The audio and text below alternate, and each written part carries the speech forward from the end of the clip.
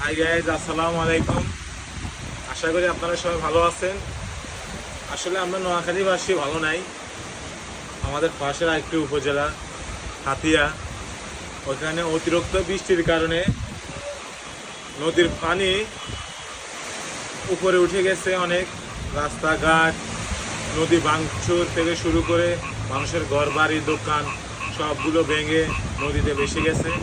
তো এখানে মানুষের মনের অবস্থা কীরকম আমরা আসলে জানি না। একটা অনুভব করা যায় যে অবস্থা ওখানে অতি ভয়াবহ। পানি চারপাশ অনেক ক্ষতিগ্রস্ত হয়েছে।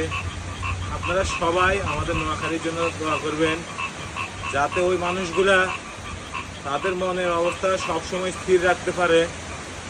আর দোয়া করবেন আমাদের সবার জন্য, যাতে বৃষ্টি যাতে না হয়, মানুষগুলো যাতে হাসি মুখে থাকতে পারে, বন্যার কবল থেকে মুক্তি পেতে পারে। আসসালামু আলাইকুম।